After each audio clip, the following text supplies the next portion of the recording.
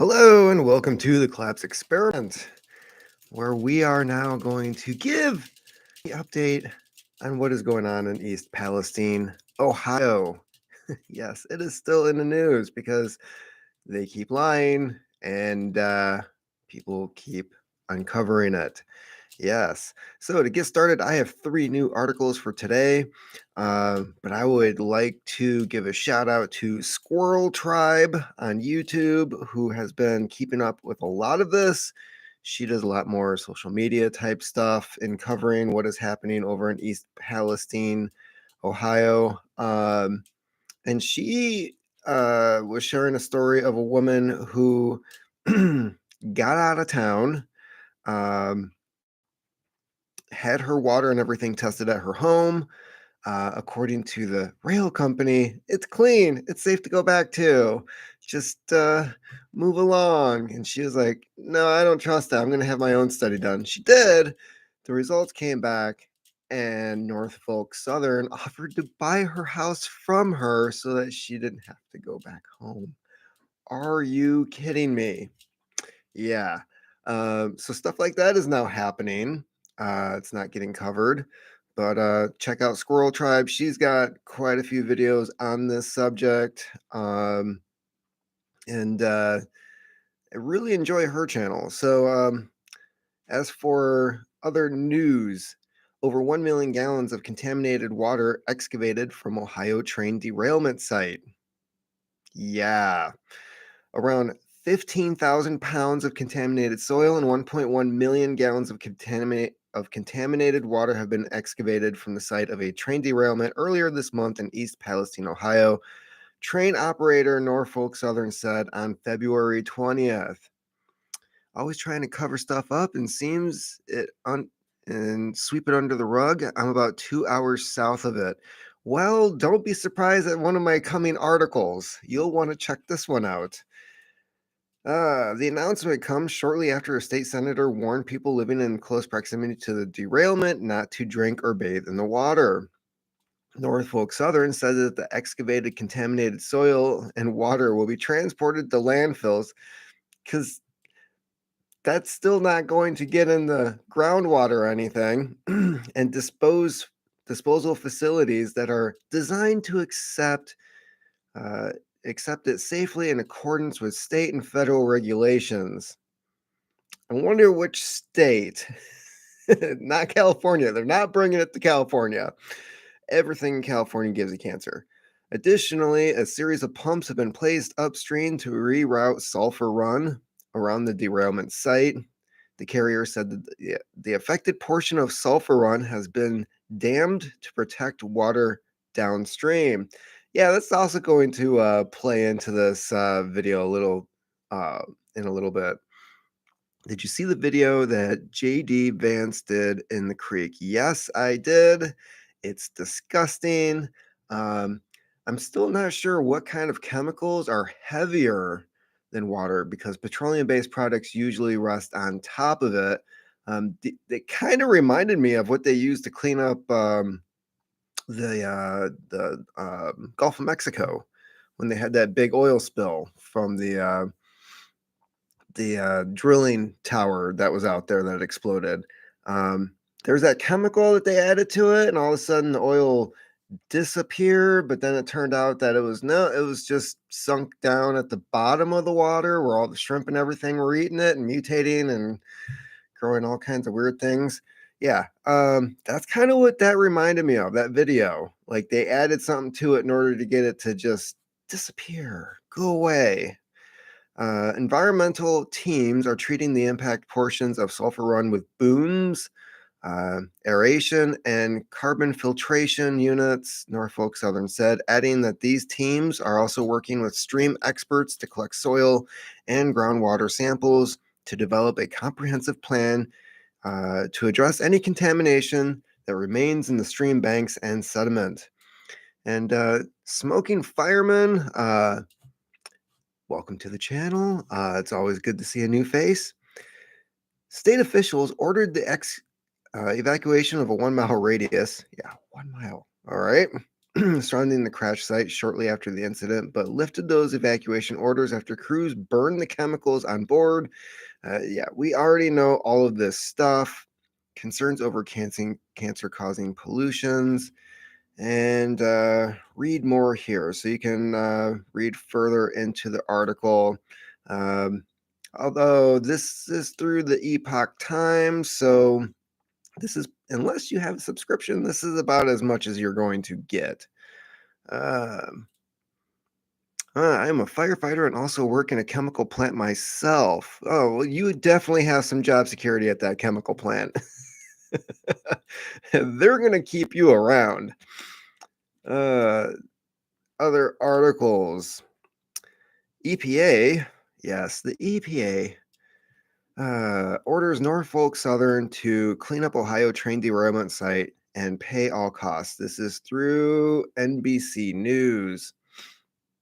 The EPA announced a sweeping enforcement action against Norfolk Southern on Tuesday, compelling the rail company to conduct and pay for cleanup actions associated with the February 3rd derailment of a train carrying toxic chemicals in East Palestine.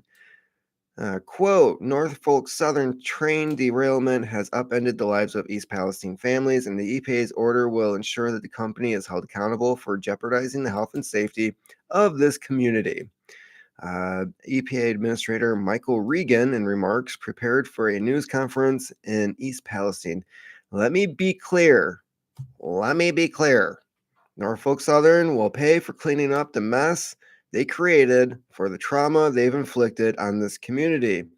Good luck with that, because usually emotional damage doesn't have a monetary amount in most courts. If the company fails to complete any of the actions ordered by the EPA, the agency will immediately conduct the necessary work and then seek to compel. Compel? No. How about you force? You force them. Norfolk Southern to pay triple the cost. Holy wow. That's I have never heard the EPA try anything like that before. So if the EPA has to clean it up, Norfolk Southern is going to pay triple what it costs. The order will require the company to identify and clean contaminated soil and water, pay any EPA cost, including reimbursing the agency for cleaning services that they will offer to residents and businesses, and participate in public meetings at the EPA's request and post information online. This is where I would really have to congratulate everybody online, because let's face it, the mainstream media was not covering this for the longest time. It's due to a lot of people on YouTube, podcasts, everybody covering this story, wherever where the media was just trying to ignore it. This is what happens when we finally get on people's asses about things. The rail company already faces multiple class action suits from members of East Palestine community over the incident, which forced residents within roughly a mile radius. Yes, we already know this. The Ohio State Attorney General's office also indicated its plans to take legal action against Norfolk Southern. Yeah, and this is all on top of the, I believe it was a steel mill that recently exploded with one guy dead. 70 miles outside of East Palestine. Um, yeah, so there's a lot of questions about what's going on over there as well. In a statement, Norfolk Southern said, "We recognize that we have a responsibility and we have committed to doing what's right for the residents of East Palestine. Um, we have been paying for the cleanup activities to date and will continue to do so. We are committed to thoroughly and safely cleaning the site." Then why the heck were you acting so damn shady for the first 2 weeks? I'm not even going to finish reading his quote. It's just probably not worth the time. Health clinic opens. Yes, they also had to open a health clinic. Um, Didn't you used to smoke a pipe as well? Yes, but unfortunately, YouTube frowns upon that. And I do smoke a pipe, and my old videos of doing reviews are still on there. Just not as much. And doing reviews, just if I'm not smoking as much as I used to, and I'm not really trying any new stuff, like what content could I possibly share? So, um, after the derailment of the 150-car train carrying hazardous chemicals through the eastern Ohio town, Norfolk Southern released and burned a toxic chemical in the area to avoid an explosion. I still have a feeling they were not notified of all the chemicals that were on that train. On Tuesday, the Ohio Health Department opened a clinic in East Palestine to address mounting health concerns among residents. The department said, yeah, notice that it had to be on Tuesday because heaven forbid they do anything on President's Day. President's Day. It's not their day, it's a federal holiday. But I'm sorry, but did any hospital shut down? Did firemen not go to work because it was a federal holiday? EMTs got to stay at home. I'm sorry, but you work for a department that guarantees health, except on holidays. You waited until Tuesday. So I think that's kind of shitty on the Ohio Health Department's side of things. Yeah, we're gonna wait a day because we deserve a holiday. But you didn't show up 2, 3 weeks before then. The department said in a news release Sunday that it okay, so they knew about this on Sunday. They put out a news release on Sunday when they're probably not even open, but they didn't show up until Tuesday. That it would open the clinic in partnership with the Columbiana County Health Department and with support from the U.S. Department of Health and Human Services. It said the clinic will be available to East Palestine area residents who have medical questions or concerns related to the recent train derailment. Well, let's see here. So you're doing that in East Palestine, but people remember, people were evacuated out of the area, probably no longer in town. So now they got to come back into an infected area in order to get medical treatment. That's kind of weird. The EPA says it began testing air quality in the East Palestine area within 24 hours of the derailment, including the use of a mobile analytical laboratory. The agency said Tuesday that it has assessed the indoor air monitoring of more than 550 homes under a voluntary screening program offered to residents, and that no detections of vinyl chloride or hydrogen chloride were identified above levels of concern. Above level, so it was detected, but you're still trying to say that it's safe. So you can have a substance, a low amount of a substance in a place, but it then turns into the period of time that you are in that area that could be concerning. But no, they're not doing that game. No detection. The EPA is testing to make sure home air concentration of the chemicals does not exceed 0.5 parts per million for vinyl chloride or 1.4 ppm for hydrogen chloride. Regan expressed gratitude to the first responders and EPA personnel on the ground in Ohio and said that the EPA will continue to coordinate closely with our local, state, and federal partners through a whole of government approach to support the East Palestine community during the remediation phase. To the people of East EPA stands with you now and for as long as it may take. Because we weren't here before. We're sorry. Yeah, I still don't buy any of this BS. Let's see here. Comments. I think a lot of people will have a long-term effects for years to come. Yeah, kind of reminds you of, I don't know, 9/11 first responders much. Seems to be a couple comparisons there when it comes to, oh, they're safe. Don't worry about it. There wasn't asbestos in that building or anything. Yeah. Okay. Now getting to smoke and firemen. This is the article you might want to pay attention to. Oh, and they do have the video by JD Vance in here. That's actually at the top of the article. Courier Journal. You can find all of these articles at thecollapseexperiment.com if you're interested to take a look yourself as to what I'm reading. Why is this? I can't get the full title. There we go. Cincinnati, Northern Kentucky utilities shut Ohio River intake. 2 chemicals detected upstream. So, yeah, remember when they said that the water was safe? Didn't have anything to worry about? Well, now all of a sudden, areas far outside of East Palestine are shutting off their water. Northern Kentucky and Cincinnati utilities shut off Ohio River intake early Sunday as water containing low levels of chemicals from an East Palestine train derailment flow into the region. Okay, Greater Cincinnati Water Works spokesperson said that the flow was closed off at 2 a.m. The Northern Kentucky Water District also closed off from that supply at the same time, according to a news release from the utility. But Cincinnati officials are urging for calm. They said that water was shut off as a precautionary measure before the flow gets to the region, and chemicals related to the derailment at, at the local intake site have been nearly non-detectable or at very low levels. Really?